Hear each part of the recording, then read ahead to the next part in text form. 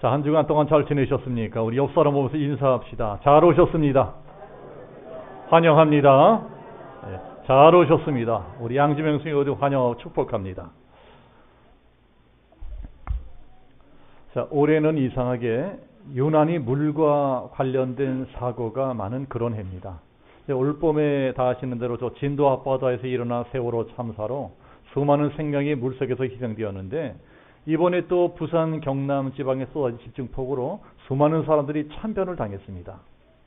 옛말에 물이 불보다 훨씬 무섭다 이런 말이 있는데, 자, 이런 사고들을 보니까 정말 물이 무섭구나 이런 생각을 하게 됩니다.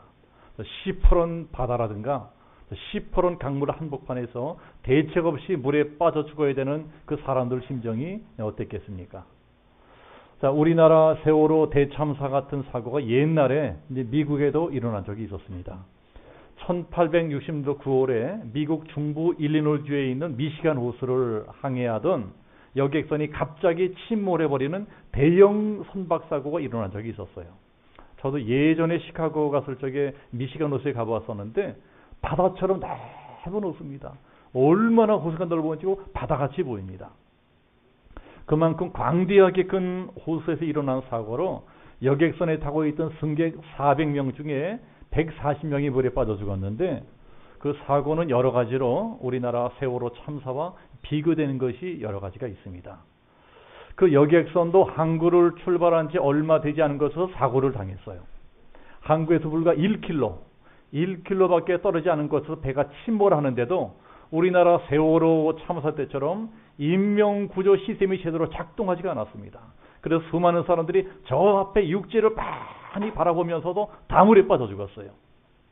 그렇기 때문에 그 사건은 당시 미국 여론의 엄청난 질타를 받았었습니다. 그러나 그 선박 사고가 우리나라와 딱 한 가지 달랐던 것은 그 사고에는 영웅이 출연했다는 겁니다. 영웅. 그 영웅이 누구냐? 에드워드 스펜서라고 하는 수영선수였습니다. 에드워드 스펜서라고 하는 젊은 대학생 수영선수가 미시간 호수에서 수영습을 하고 있다가 그 사고를 목격했어요. 그리고는 목숨 걸고 물에 빠진 사람을 구해냈는데 몇 사람을 구해냈을까요? 한 사람도 아니고 두 사람도 아니고 세 사람도 아니고 5사람 10사람도 아니고 무려 17명을 혼자서 다 구조했습니다. 물에 빠져서 허우적거리는 사람은 한 사람 구해내는 것도 보통 일이 아니라고 합니다. 잘못하다 나까지 같이 빠져 죽을 수가 있어요. 그런데 무려 17명을, 그것도 약 800m 거리를 계속 왕복하고 또 왕복하고 헤엄쳐서 구해냈다고 하는 것은 정말 초능력적인 그 일이라고 할 수 있습니다. 초인적인 능력을 나타낸 거예요. 그러나 우리나라 이 세월호 참사 때는 몇 사람 구했습니까? 단 한 명도 구해내지 못했어요. 이건 정말 치욕적일 정도로 부끄러운 일입니다. 미국은 대형 사고가 일어날 때마다 꼭 누군가 자기를 희생해서 남을 살리는 영웅이 등장하는데, 우리나라는 도무지 그런 게 없습니다. 다 자기만 살겠다고 도망치기 바쁩니다. 어쨌든 그 일이 알려지면서 에드워드 스펜서라고 하는 젊은 대학생 수영선수는 인류학 전 미국의 국민적 영웅이 되었습니다. 그러한 사람은 찬사를 받아 마땅합니다. 그런데 문제는 그때 너무나 물속에서 무리를 해서 몸이 망가져 버렸다는 거예요. 너무나 무리하게 몸을 혹사했습니다. 그래서 그 후유증으로 불행하게 장애인이 되었어요. 그리고 그때부터 휠체어를 타고 한평생을 살아가야 됐습니다. 그 사람은 이제 80살에 세상을 떠났는데, 죽기 직전에 어떤 신문 기자가 찾아와서 이러한 인터뷰를 했다고 합니다. 이게 마지막 인터뷰. 그때 기자가 이런 걸 물어보았다고 합니다. 당신이 젊었을 적에 목숨 걸고 이렇게 자기를 희생해 가면서까지 그 많은 사람들을 구해 주었는데 어떻습니까? 물론 지금도 그때 구해진 사람들과 연락하면서 서로 잘 지내고 있겠지요? 그 질문에 스펜서가 뭐라고 대답했겠습니까? 쓸쓸히 웃으면서 이렇게 대답했다고 합니다. 내가 그날 목숨 걸고 구해준 17명 중에 딱 한 사람, 아주 나이 어린 꼬마 여자아이 하나만 나한테 감사 편지 한 장을 보내주었을 뿐, 그 나머지 16사람들은 그걸로 끝이었습니다. 아무도 나한테 구해주어서 고맙다고 감사하다고 말해주거나 찾아온 사람이 없었다는 거예요. 오늘 우리가 읽은 성경도 이제 그러한 말씀입니다. 이제 오늘 말씀이 어떤 내용입니까? 오늘 말씀은 예수님이 십자가 지시로 예루살렘으로 올라가시는 길에 일어난 일입니다. 이제 예수님께서 십자가에 못 박히시기 위해서 예루살렘으로 올라가고 계세요. 이제 누구를 위해서 십자가에 못 박히십니까? 우리들을 위해서 아닙니까?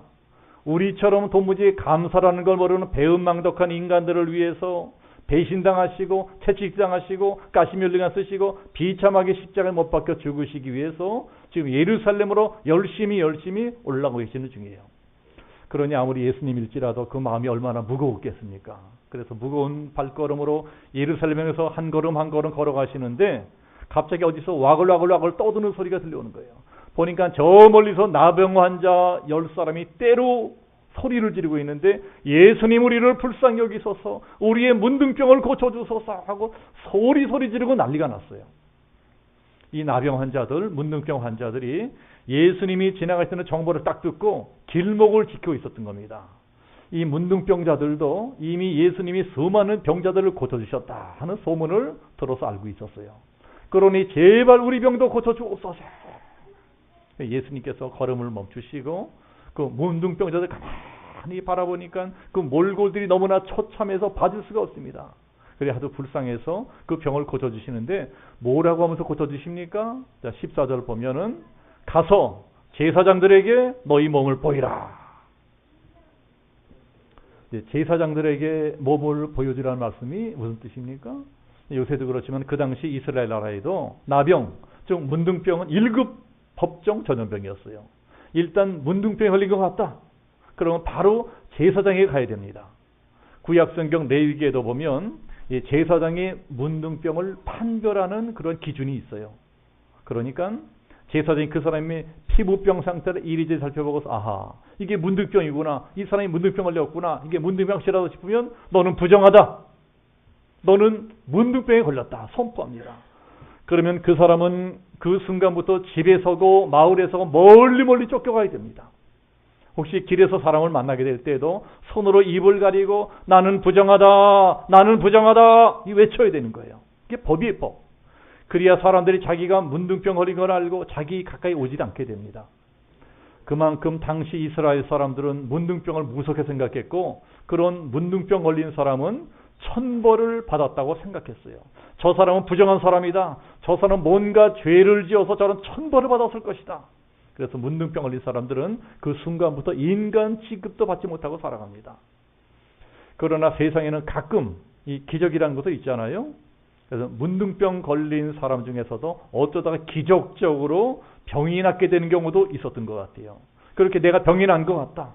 그러면 그때도 제사장에게 가야 됩니다. 그래서 몸을 보여줘야 되는 거예요. 이거 보세요. 나 이렇게 문둥병이 나왔습니다. 그러면 제사장이 또 그 사람 몸을 여기저기 진찰해보고 아하 이 사람은 진짜 문둥병이 나왔구나. 판단되면은 증명서를 떼줍니다. 이 사람은 문둥병이 나왔다. 이 사람이 이제 깨끗하다.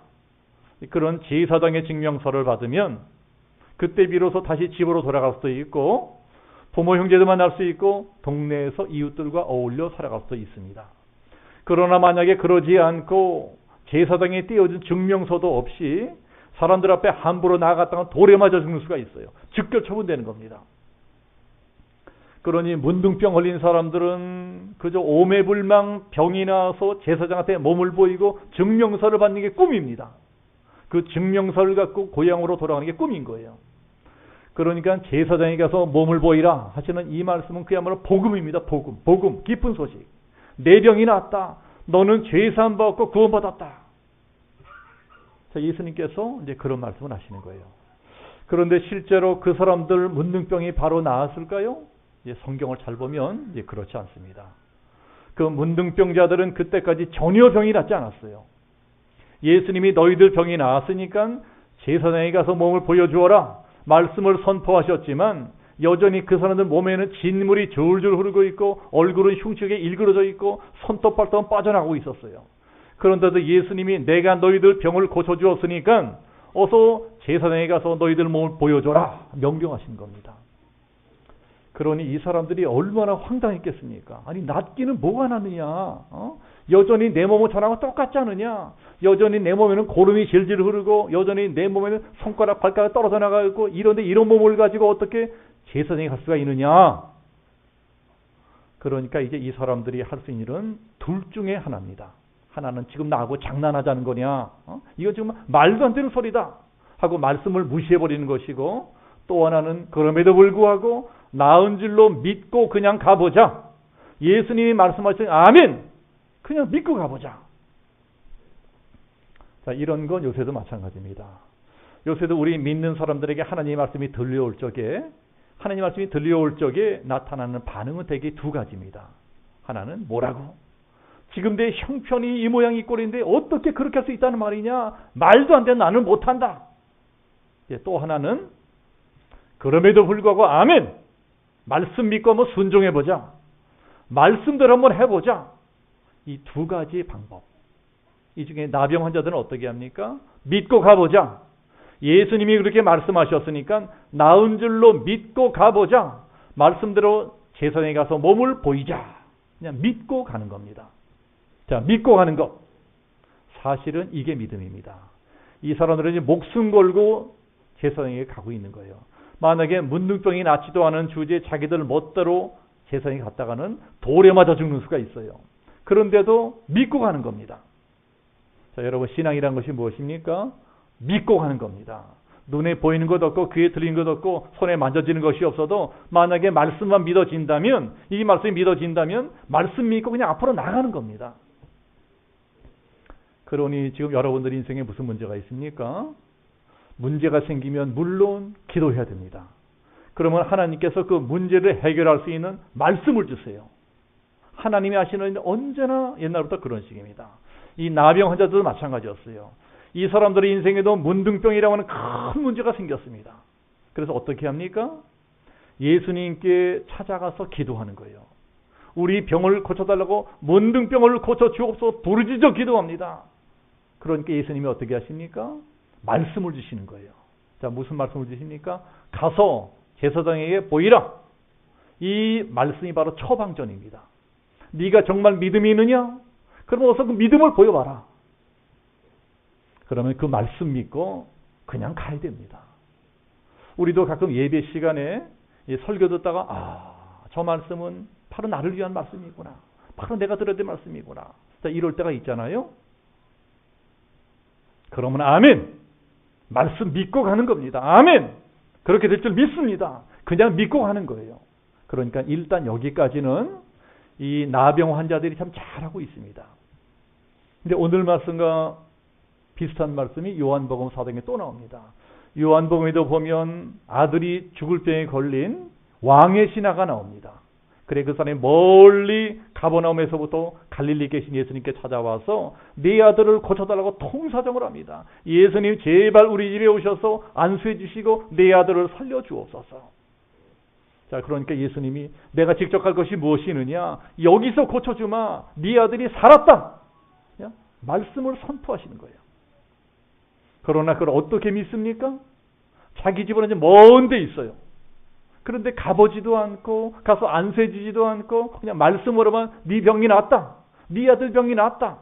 이러니 참 답답한 일입니다. 그걸 내가 어떻게 믿어요? 그런데 그 사람은 어떻게 했습니까? 그 사람도 그냥 믿고 갑니다. 예수님이 네 아들이 나았으니까 믿고 가라. 그러니까 그 말씀 믿고 가는 거예요. 그렇게 한참 집으로 가고 있는데 가다 보니까 저기서 하인들이 헐레벌떡 뛰어오는 게 보입니다. 그렇게 하인들이 쫓아오더니 주인님 주인님 아드님이 살아나셨습니다. 아드님이 살아났어요. 그래 그 사람이 하도 신기해서 뭐라고? 그러면 언제부터 내 아들 병이 나았느냐? 물어보니까 기똥차게도 예수님이 말씀을 선포하신 바로 그 시점부터 열이 뚝뚝뚝 떨어지기 시작하더니 마침내 병이 완전히 나버렸다는 거예요. 진짜 이 사람은 말씀 믿고 집으로 가다가 그런 기적을 체험하게 됩니다. 그러니까 신앙이라는 것이 무엇입니까? 믿고 가는 겁니다. 자, 오늘 말씀 똑같은 내용이에요. 예수님이 너희들 병이 나았으니까 나은 줄 믿고 가서 제사장에게 몸을 보여라. 선포하시니까 그 말씀 믿고 아직 낫지도 않았는데 그냥 나은 줄로 믿고 갑니다. 그렇게 믿고 한참 가고 있는데 갑자기 한 사람이 이상하다. 더 이상 고름이 나오지 않네. 내 손이 정상이 됐네. 또 다른 사람이 나도 그러네. 내 얼굴이 깨끗하게 됐네. 내 발이 정상이 됐네. 손이 정상이 됐네. 내 손톱 발톱 다 깨끗하게 됐네. 다른 사람들도 그제서야 자기들 몸이 다 나은 것을 깨닫게 됩니다. 이게 어떻게 된 거냐? 이야, 진짜 내 병이 나았다. 나는 문둥병자 아니다. 믿고 가다가 나아버린 것입니다. 믿고 가니까 가던 길에 다 나아버렸어요. 그러니 이 사람들이 얼마나 난리가 났겠습니까? 세상에 그 무섭고 끔찍한 문둥병이 닿아버렸으니 이게 꿈이냐 생신이야. 다들 소리 지르고 만세를 부르면서 나는 이제 자유다. 나는 이제 집으로 들어갈 수 있게 되었다. 나는 이제 새 생명 얻었다. 새 인생 살게 되었다. 좋아서 펄펄 뛰다가 각자 흩어져서 다 자기 길로 가버렸다는 거예요. 그러니까 오늘 말씀에서 문제가 무엇이냐? 병이 나은 건 분명히 좋은 일이지만 문제는 낫자마자 예수님은 까맣게 잊어버렸다는 겁니다. 누구 때문에 자기들 병이 낫게 되면 벌써 까맣게 잊어버리고 그저 응답받고 축복받으면 좋다고 펄펄 뛰다가 곧장 자기 갈 길로 다 가버렸습니다. 자, 이런 걸 우리가 잘 쓰는 말로 뭐라고 하죠? 뭐라고 합니까? 자, 퀴즈. 5글자. 이런 걸 바로 싸가지가 없다.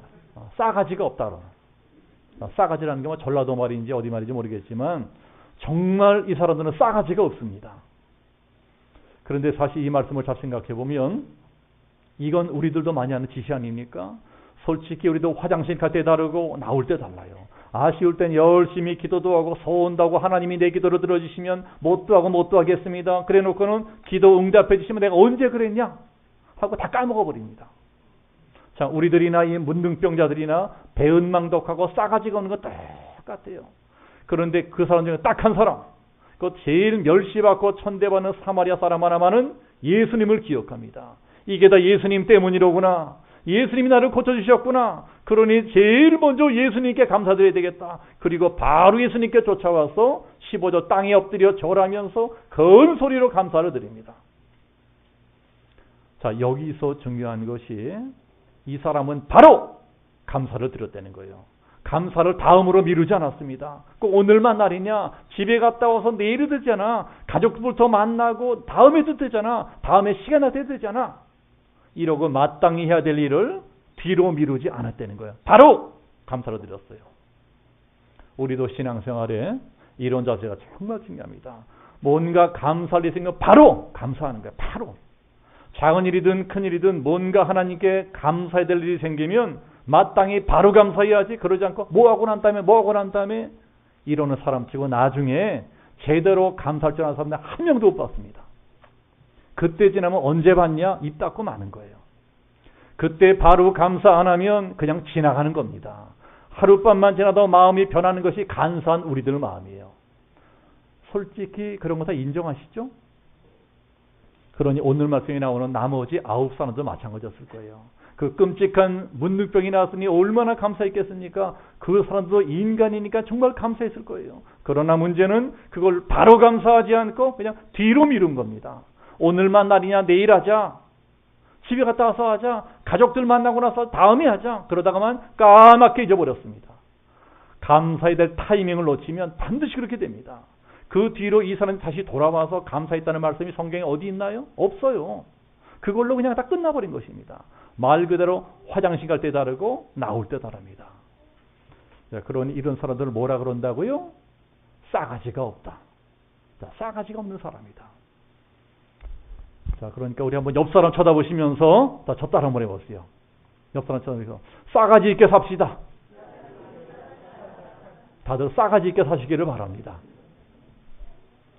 그런데 다행히 그 중에 그래도 딱 한 명만은 예수님을 찾아와서 발 아래 엎드려 감사합니다. 예수님 제 병을 고쳐 감사합니다. 그러니까 예수님 그 사람 보고 17절 너희들 10명이 다 고침받지 않았느냐? 그런데 나한테 감사로 온 사람 너 하나밖에 없느냐? 나머지 9은 다 어디 갔느냐? 나머지 다 9은 어디 갔느냐? 섭섭해 하십니다. 여러분, 우리 예수님은 목석이 아니세요. 그래서 우리가 마땅히 감사해야 될 때 감사하지 아니하면 섭섭해 하십니다. 우리도 그렇잖아요. 우리도 내가 누구를 열심히 위해주고 도와줬는데 그 사람이 안면 싹 몰수하고 입 찢어버리면 섭섭하지 않나요? 배신감 느끼지 않나요? 저 사람은 정말 의리 없는 사람이구나. 저 사람은 정말 못 믿을 사람이구나. 그러니 우리도 오늘 말씀 보면서 잘 생각해 봐야 됩니다. 내가 열심히 교회도 나오는 것 같고 열심히 신앙생활도 하고 있는 것 같이 보이지만 과연 나는 어떤 사람인가? 나는 과연 사마리아 사람에게 가까운 사람인가? 아니면 의리 없는 나머지 9명의 문둥병자 쪽에 가까운 사람인가? 오늘 말씀이 주는 교훈이 이것입니다. 어느 시대, 어느 나라, 어느 교회에서나 감사하는 사람은 너무나 적대는 거예요. 얼만큼 적습니까? 오늘 말씀 보세요. 10명 중에 딱 한 사람밖에 없어요. 그러니까 딱 11조입니다. 열에 하나. 사실 11조 헌금이라는 것도 하나님의 은혜를 깨닫고 감사할 줄 아는 사람만이 할 수 있는 겁니다. 억지로 강요한다고 되는 게 아니에요. 이 모든 것이 하나님의 은혜입니다. 물론 직장 다니면서 장사하고 돈 벌고 이런 것은 나지만 이렇게 돈 벌 수 있도록 건강도 주시고 능력도 주시고 직장도 주시고 기회도 주시고 사업장 주시고 거래처 주시고 손님을 보내주신 분이 하나님이십니다. 그러니 사실 이 모든 물질을 주는 하나님이십니다. 이렇게 감사하는 사람만 열에 하나 11조도 할 수 있는 거예요. 11조는 하나님의 명령이기도 하지만 또 우리한테는 감사의 표현이기도 한 것입니다. 그렇게 마땅히 감사해야 될 것을 안 하는 것이 문제인 것입니다. 그런데 어느 시대, 어느 나라, 어느 교회나 그렇게 감사하는 사람은 아주 적대는 거예요. 얼만큼 적으냐? 10 중에 하나밖에 없습니다. 이 문둥병자도 그렇잖아요. 10명 중에 딱 한 사람만 감사했습니다. 이 자리에 이렇게 10명 중에 딱 하나에 드는 분이 계시고 10명의 9처럼 감사도 모르고 은혜도 모르고 싸가지가 없이 살아가는 분들도 계실 수가 있습니다. 감사하는 사람은 항상 그렇게 적대는 거예요. 생각보다 쉽지 않습니다. 감사라는 것이. 내가 뭐 큰 죄 짓지 않고 비교적 괜찮게 산 것 같지만 솔직히 또 까놓고 보면 우리들은 다 배은망덕한 존재들입니다. 눈에 보이는 사람에게도 감사할 줄 모르는 사람들이 어떻게 보이지 않는 하나님께 감사할 수 있겠습니까? 이제 그렇다면 우리는 왜 이렇게 감사에 약할까요? 왜 우리는 이렇게 좀처럼 감사할 줄 모르는 것일까요?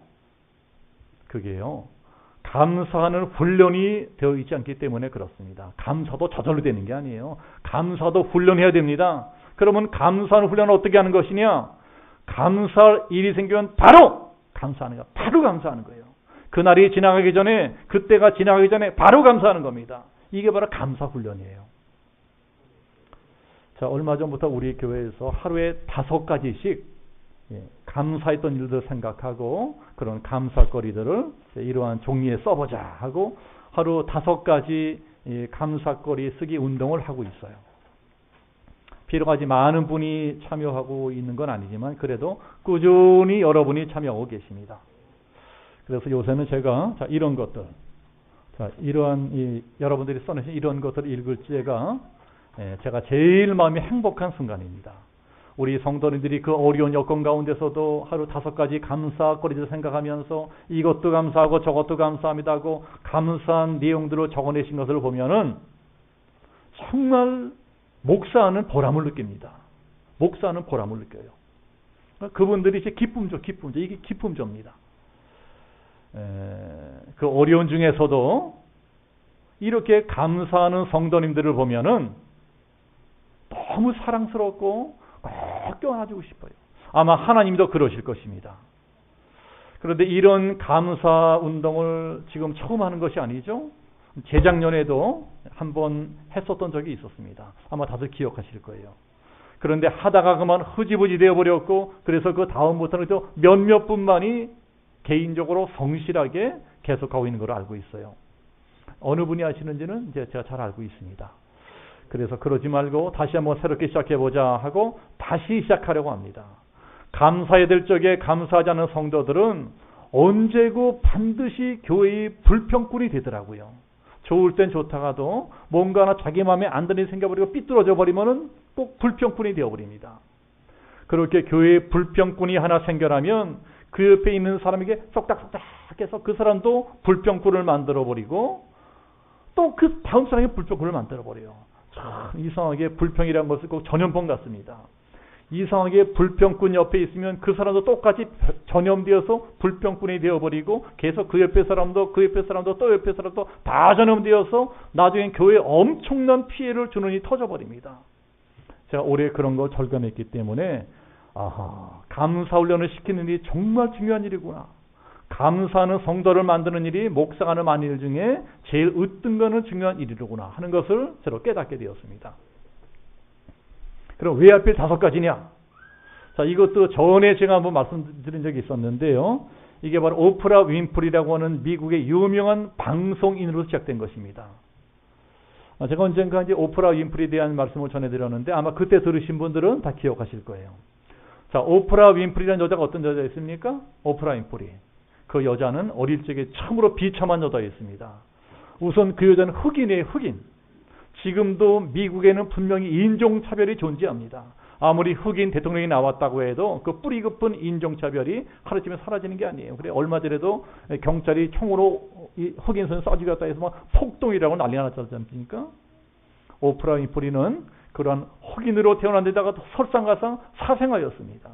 아버지가 누군지도 몰라요. 그래 할 수 없이 외할아버지가 이 아이를 맡아 기르게 되는데 외할머니 집도 하필은 찢어지게 하는 집입니다. 그런 아이가 얼굴에도 예쁘게 생겼으면 얼마나 좋겠어요. 그런데 그 여자아이는 얼굴까지 못생긴 데다가 뚱뚱하기까지 합니다. 그러니 그 여자아이는 그야말로 최악의 조건을 타고난 애입니다. 그런데 14살 쪽에는 더 끔찍한 일까지 당합니다. 자기 사촌 오빠한테 성폭행을 당해요. 그것만 해도 끔찍한 일인데 얼마 있다가 이번에 또 자기 삼촌한테 성폭행을 또 당합니다. 그때는 임신까지 하게 돼요. 그래서 자기하고 똑같이 아비 없는 사생아를 낳게 됩니다. 그때 그 여자아이 나이가 14살. 14살짜리가 임신해서 아기를 낳았으니 그 애를 제대로 기르겠습니까? 그러니 아기가 태어난 지 얼마 안 돼가지고 시름시름 앓다가 죽어버렸어요. 그러니 그 어린 것이 완전히 인생을 포기하고 절망해서 타락해버립니다. 술 먹고 담배 피고 나중에 마약까지 하고 완전 불량 소녀가 되어버렸어요. 그러고 사는 소녀를 보다 못해 할머니가 강제로 교회를 끌고 갑니다. 가기 싫어도 자기를 길러준 할머니 때문에 어쩔 수 없이 그 아이가 교회에 끌려갑니다. 그렇게 죽지 못해 할머니 손에 끌려서 교회를 다니다가 어느 날 목사님께 이런 설교를 듣게 되는 거예요. 감사한 것이 있든 없든 무조건 일단 하나님께 감사해라. 아무리 감사할 것이 하나도 없는 것 같이 보이는 사람도 잘 생각해 보면 사실은 감사한 것이 너무나 많다. 그 여자아이가 설교를 들으면서 이런 생각을 합니다. 나 같은 애한테도 감사할 것이 뭐가 있느냐? 나한테 감사할 게 뭐가 있을까? 그러다가 문득 이런 걸 깨닫게 돼요. 그렇구나. 나한테는 젊음이 있구나. 난 젊잖아. 또 뭐가 있을까? 그렇지. 난 아직 건강하자. 건강이 있구나. 또 뭐가 있을까? 그렇지. 나한테는 할머니가 계시고 나한테는 친구들도 있구나. 이제까지 자기한테는 감사할 거나 아무것도 없는 줄 알았었는데 뜻밖에도 생각하면 생각할수록 자꾸만 더 새롭게 감사한 것들이 떠오르는 것입니다. 그때부터 그 아이는 매일 밤 자기 전에 그날 하루 동안 있었던 일 중에서 5가지 감사거리들을 생각해내곤 그것을 일기에 씁니다. 그렇게 매일 감사한 것들을 생각하니까 점점 이 아이에게 변화가 일어나고 표정이 바뀌고 말이 바뀌고 성격이 바뀝니다. 그러면서 점점 인생도 바뀌고 운명도 바꾸어져 가는 거예요. 그 불량한 소녀 아이가 뒤늦게 결심하고 다시 공부를 시작합니다. 그리고 열심히 공부해서 드디어 대학에 들어가요. 대학교를 졸업하고는 방송국에 취직을 합니다. 그 취직한 방송국에서 우연히 토크쇼 진행을 맡게 됐어요. 그러면서 점점 명성을 얻게 되었습니다. 그러다가 마침내 전 미국을 움직이고 전 세계를 움직이는 토크쇼의 여왕이 되었습니다. 그 유명한 오프라 윈프리 쇼가 바로 그 프로였어요. 오프라 윈프리가 방송을 통해 끼친 영향력은 어마어마했습니다. 텔레비에서 어려움 당한 사람을 인터뷰하면서 여러분 우리 이 사람 도와줍시다 한마디 하면 그 즉시 다음날 수백만 달러가 모금이 됩니다. 또 어떤 책을 읽고서 이 책 참 좋은 책입니다. 여러분 이 책 한번 읽어보세요. 그러면 단번에 그 책은 수백만 권이 팔리는 베스트셀러가 됩니다. 나중에 그 여자는 전 세계 10대 여성 중에서 최고 여성으로 뽑혔고 미국 최고의 비즈니스 우먼으로 선정되게 됐어요. 거기다가 영화 제작이나 미디어 사업에다 큰 성공을 거둬서 수많은 회사를 거느리는 재벌그룹의 회장이 되었습니다. 현재 이 여자의 재산이 우리나라 돈으로 계산하자면 10조 5천억 정도가 된다고. 10조 5천억. 이 사생아 출신의 가난뱅이 흑인 여자가 어떻게 이렇게 될 수 있었을까요? 오프라 윈프리 이렇게 말합니다. 나를 이렇게 만든 힘은 오직 하나, 오직 감사의 힘이다. 나는 어떤 일이 있어도 아무리 슬프고 절망적인 일을 당한다 해도 꼭 하루에 5가지 감사거리를 찾아내서 감사하는 일만은 포기하지 않았다. 이렇게 단 하루도 빼놓지 않고 매일같이 5가지 감사거리를 찾아내서 감사한 오프라 윈프리를 하나님이 축복하셔서 그 비참하기 짝이 없는 사생아 출신 가난뱅이 흑인 여자아이를 이렇게 세계적인 인물이 되게 축복하셨습니다. 오프라 윈프리는 지금도 수십 년 전하고 똑같이 잠잘 시간이면 꼭 5가지씩 감사거리를 찾아내서 감사 일기를 쓴다고 합니다. 그리고 성공의 비결을 묻는 사람들에게 이렇게 말한대요. 내가 수십 년 동안 하루도 빼놓지 않고 하고 있는 감사, 이 감사가 바로 그 성경의 비결입니다. 하루도 빼놓지 않고 감사는 5가지 감사의 습관이 오늘날의 축복의 비결입니다. 그래서 우리도 다시 한번 그런 걸 해보려고 해요. 오늘 주보에 이런 이 종이를 한 장씩 끼워드렸잖아요. 자, 이게 뭡니까? 다 이 종이 갖고 계시죠? 이게 뭡니까? 매일 감사 5가지입니다. 자, 이 종이를 버리지 마시고 집에 갖고 계셔서 오늘부터 오프라 윈프리가 하는 것처럼 한번 해보시기를 축복합니다. 매일 밤 자기 전에 오프라 윈프리처럼 5가지 감사거리 생각해보고 이 종이에 써보는 거예요. 예? 하루를 살면서 뭐가 감사할 일이 생각나면 그냥 건너뛰지 말고 오늘이 지나기 전에 바로 감사하는 겁니다. 이게 감사의 훈련이에요. 감사도 훈련해야지 절대로 저대로 되지 않습니다. 훈련을 안 해도 되는 것은 불평불만이지 감사는 절대 저대로 되지 않아요.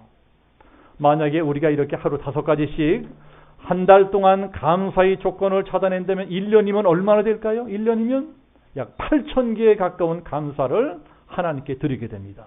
그럼 10년이면 얼마가 될까요?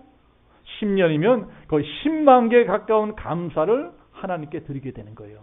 10만 개의 감사를 하나님께 드리게 된다. 엄청난 일입니다. 시편 말씀에 감사로 제사를 드리는 자가 나를 영화롭게 하나니 감사만큼 하나님을 기쁘시게 하고 감동시키는 일은 없습니다. 그렇게 계속 하나님을 기쁘시게 하고 감동시키는 사람을 어떻게 하나님이 축복하지 않으시겠어요? 반드시 축복하십니다.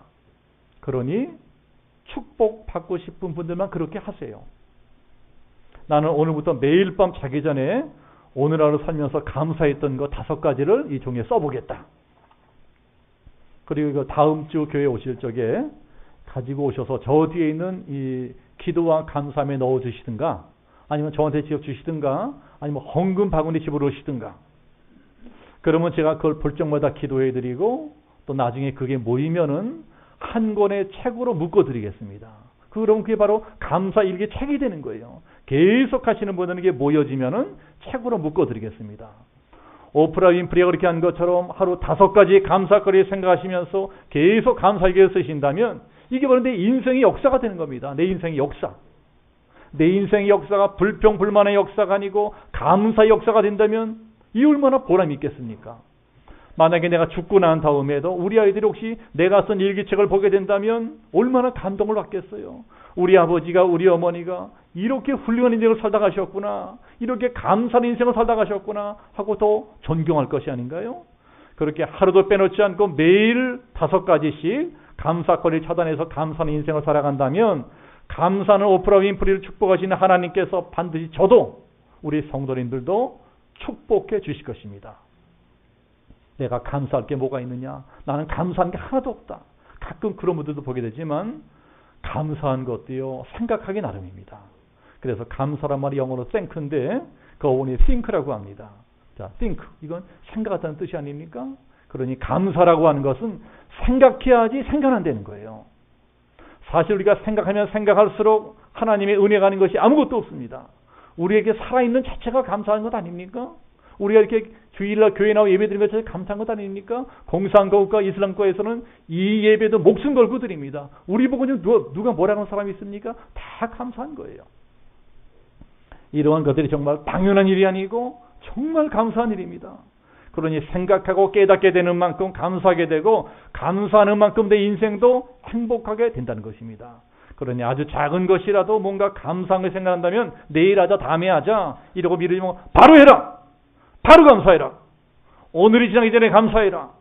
그러면 그 감사의 마음을 따라서 하늘의 축복이 주어질 것이다. 자, 이 한 주간도 이 오프라 윈프리처럼 매일 5가지씩 구체적인 감사거리 찾아내서 하나님께 감사하리라. 내일로 다음으로 미루지 않고 오늘 하루가 지나기 전에 바로 감사하리라. 그리하여 불평하는 인생이 아닌 감사하는 인생을 살아가리라. 하나님을 영원하게 하는 복된 인생을 살아가리라. 다짐하고 실천하고 승리하시는 우리 모든 성도님들이 되시기를 예수님 이름으로 축복하며 기도합니다.